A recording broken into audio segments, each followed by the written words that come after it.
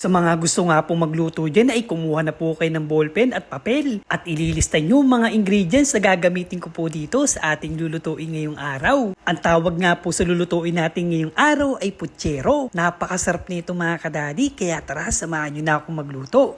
Unang ginawa ko nga lang po dito ay nagayak po ko ng sibuyas at bawang. Hinalo-halo ko nga po ito hanggang sa lumabas ang aroma. Pagkalabas ng aroma ay lagyan na po natin itong manok at ito halu-haluin lang po natin mga kadadi para kumapit ang sibuyas at bawang. At lagyan po natin ng pampalasa mga kadadi, ang patis nga po. 2 kutsara nga lang po ang ginamit ko dyan at tinaktan ko nga lang po ito ng paminta. Kung umabot ka nga po pala sa video na ito mga kadadi ay welcome na welcome po kayo. Marami pong salamat sa mga bagong followers natin dyan. Mga nagko-comment nga po dyan ay hindi ko na po kayo maisa-isaan. Sobrang dami nga po nyo. Kung wala po kayo ay wala pong Daddy Mike dito. Nagtuturo na magluto para sa inyo. Tara balik na po tayo sa niluluto natin. Nilagyan ko nga po ito ng 1 cup ng tubig at nilagay ko na po dito ang ating saging saba. At nilagyan ko na nga rin po ito ng tomato sauce at ang pampanghang natin ay siling green. Optional lang nga lang po yun. At naglagay na nga rin po ako dito ng tomato paste. Nasa inyo na kung gaano karami ang tomato paste ang ilalagay nyo. Tsaka po natin ito halu-haluin ng dahan-dahan at pakukuluan nga lang po natin ito ng ilang minuto. Ang saging nga po kasi kaya inuna ko ay para lumapot ang ating sauce. Nilagyan ko na nga po ito ng pampatamis. 2 kutsarita nga po yan at tansyahan na nga lang po dahil nga po ang tomato paste at tomato sauce ay mapakaasim nga po niyan. At siyempre ilagay ko na nga rin po ito ang ating Baguio beans at sinunod ko na nga rin po itong patatas at inayaan ko na nga po ito ng ilang minuto po uli na para lumambot ang ating patatas at Baguio beans. Pagkatapos nga po natin ipakuluan ng ilang minuto, ilagay po natin itong pechay. Huli ko na nga po itong nilalagay dahil po masarap po ito pag ito'y malutong. Heto na mga kadadi, okay na ang ating putsero. Napakasarap at pwede na po nyo ito'y pakain sa inyong mga bisita. Ipapangako nga po sa inyong mga kadadi, siguradong balik-balikan kayo pag ito'y natikman nila. At ito na mga kadadi, kain na. Paki-favor naman po mga kadadi, paki-click naman po ang follow para po sa mga susunod na upload natin ay ma-update kayo. At ito na nga mga kadadi, luto na ang ating putsero, kain na. Pero bago tayo kumain, ilagay po tayo magdasal at magpasalamat sa kanya dahil po siya ang nagbibigay ng kalakasan at blessing sa atin sa araw-araw. At sa mga gusto nga pong matutong magluto ay lagi po nyo akong subaybayan.